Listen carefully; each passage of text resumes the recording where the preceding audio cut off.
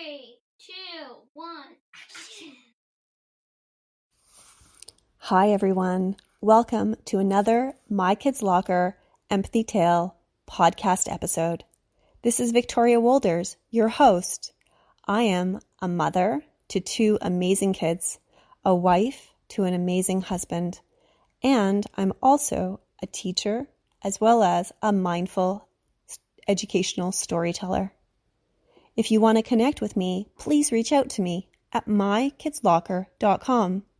There, you can listen to episodes from your favorite podcast platform and connect with me through my social media outlets. I would also love to hear feedback or suggestions of stories. Well, today's episode is an amazing episode. It's called The Villages of Metronome and Heart Beat. I was doing some thinking about what a metronome is. And a metronome is, used to be a machine that kept beat so that when you played your musical instrument, it would keep you on target for the musical notes that you were playing. Often people have metronome apps now, or you can go online to find a metronome. It's always the same beat, the same time. If you speed it up, it stays at that speed. If you slow it down, it stays at that speed. Also, there is the heartbeat. Now, the heartbeat goes up and down in different ways. And so often, the heartbeat sometimes can actually be unpredictable.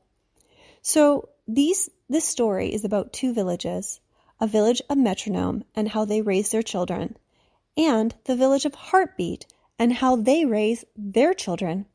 And then it's about 2 children, Chime and Belle, how they meet, how they begin to perspective take, empathize, and show compassion to each other. And then, at the end of the story, they build something beautiful. I won't ruin it for you, so I hope that you're comfortable. I hope that you're cozy, and I am going to begin our story now.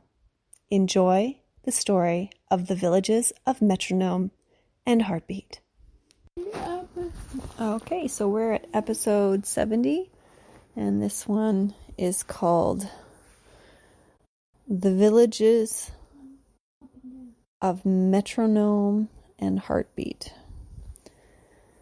Okay, and we're at episode 70. So, once upon a time, a long time ago, in the land of the Oak and Eagle Kingdom, in the land of the Eastern Eagle, there were 2 villages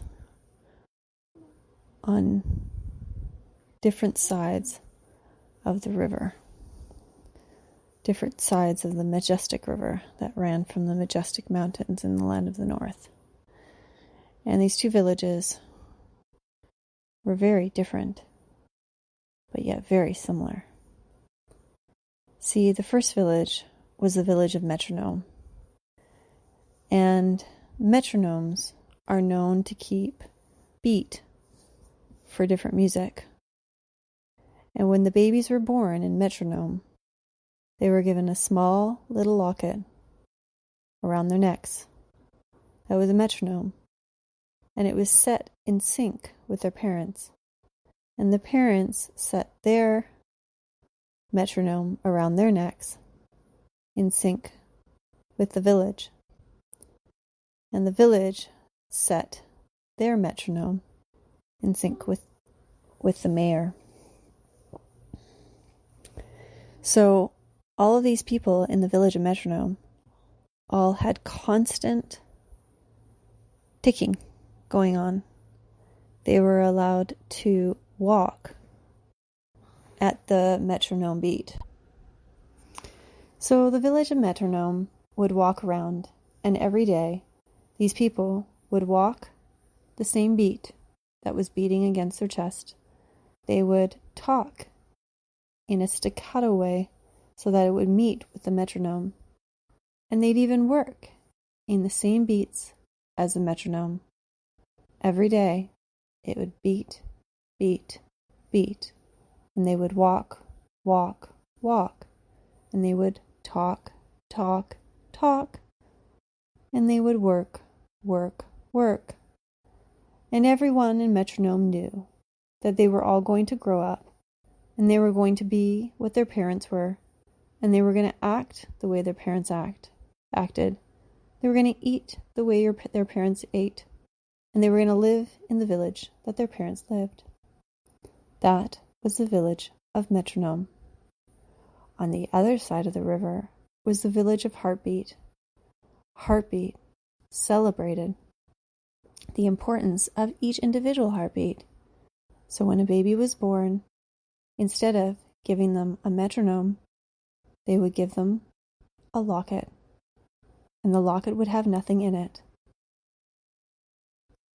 And as the baby grew older and older and older, that locket just walked with them, because it was a symbol of their heartbeat. See, every locket was shaped like a heart. And so the people of Heartbeat would walk the way their heartbeat beat. If they were happy, they would walk happily. If they were sad, and their heart was sad, they would walk sadly. Many of them became passionate and creative beings, and they did amazing things with their hands. Many of them were artists. Some of them were gymnasts. Some of them were scientists and mathematicians. See, when a baby was born in the village of Heartbeat, the baby was celebrated for the heartbeat it had, and also was given the opportunity to go where its heart wanted to. In the village of Heartbeat, they celebrated each individual talent and wanted that child to be grown up in a way that they needed to be grown up in.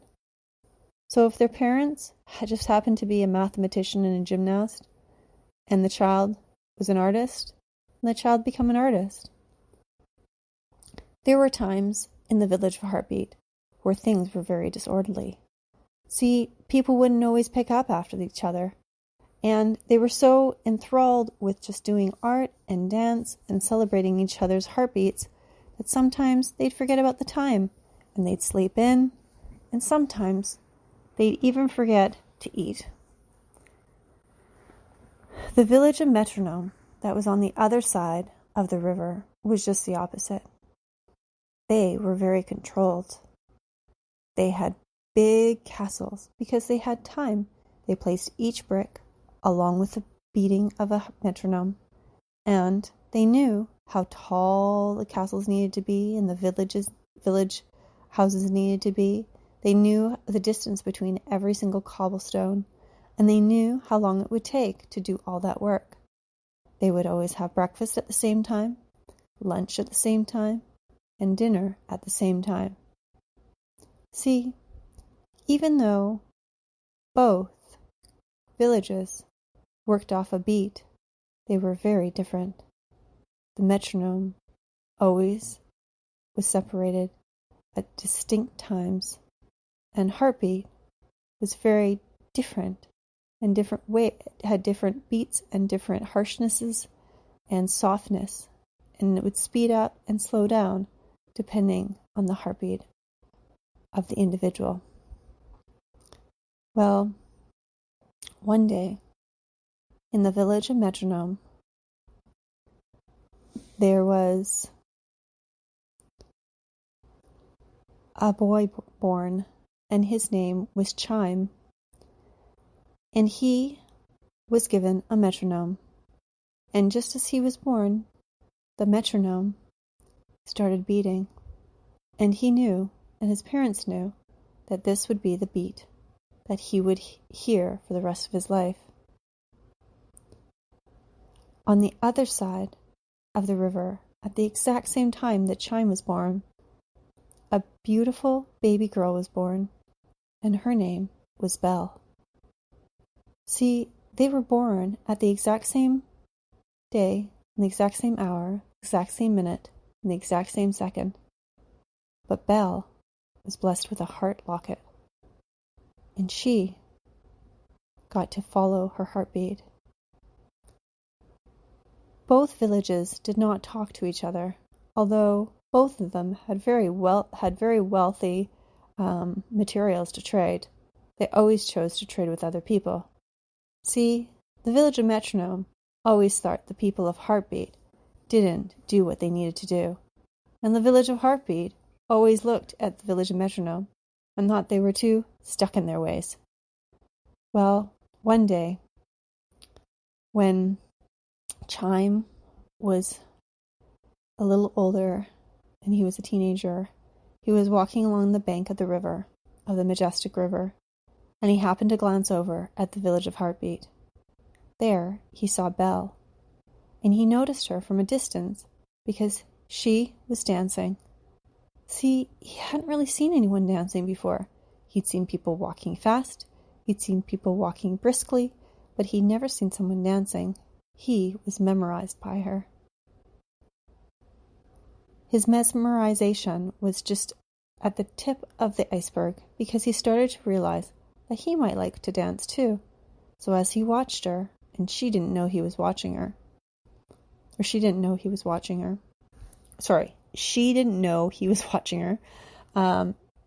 he began to dance, but he kind of fumbled and he fell. And for a minute, she turned around and noticed that there was someone looking at her. She said, "Hello, who are you?" And he stood up from the ground. He said, "Hi, my name is Chime, and I'm from the village of Metronome." She said, "Oh, well, my name is Belle, and I'm from the village of Heartbeat." She said, "Can I ask you, help me understand why you never dance? Help me understand why you choose to walk the way you walk." He said, "Well, this is the way I was born. This is the way I've always learned how to walk. And this is the way that my parents and my grandparents and my great-grandparents and my great-great-great-grandparents have always walked." He said, "I don't understand you. How do you have the time to dance? There are things to be done, things to be built, work to be done. Don't you want to be productive?" She looked at him. She said, "I find so much joy in dancing. I feel like we only live once in our lives. Why can't we find that joy and do what we really want to do? I want to be a dancer." He looked at her and said, "Why would you want to be a dancer? It doesn't make money. It doesn't provide anything." She said, "Oh, quite the contrary. It provides happiness, joy, and freedom. It gives me something to feel worthy of."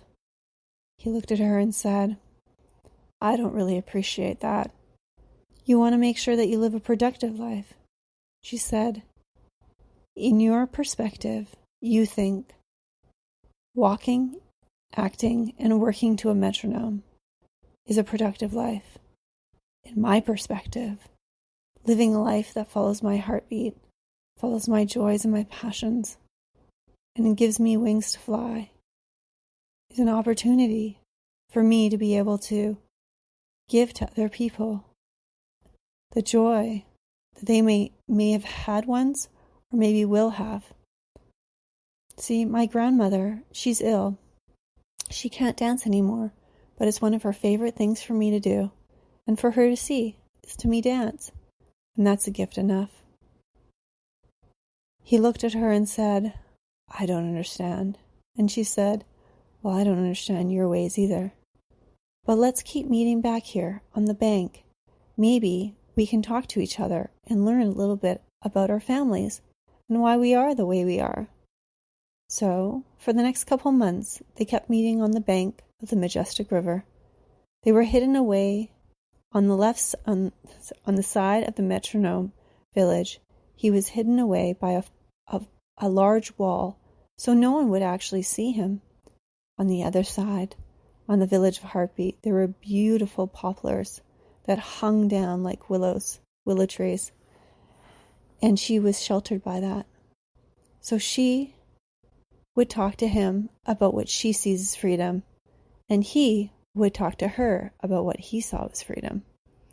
Over time, they came to love each other and really came to understand each other's perspectives, even though they lived such different lives. One day, they were talking, and they said, "I think we should build a bridge that will help our people come to know each other. He said, what a great idea. So they both turned around and went to their mayors and said, would you please build a bridge for us to come and talk? Both mayors were reluctant. They didn't understand, but the village of Heartbeat agreed. The village of Metronome felt that they needed to have rules in place before they did that. So the two communities met at the bank, and the village of Metronome felt that it was very important to make sure they had rules. The village of Metronome people could only stay on the right-hand side, and the village of Heartbeat could stay on the right.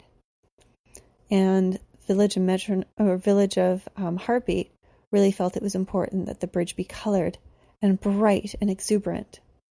So somewhere in between, in a meadow far, far up on the majestic mountains in the land of the Northern Eagle, the two mayors met, because that was where the majestic river started, was at the tip of the majestic mountain, and they both felt they needed to find a place where they could talk and be able to agree on the rules.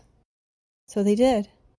See, they couldn't meet in the middle of the river. It was already so vast and so big.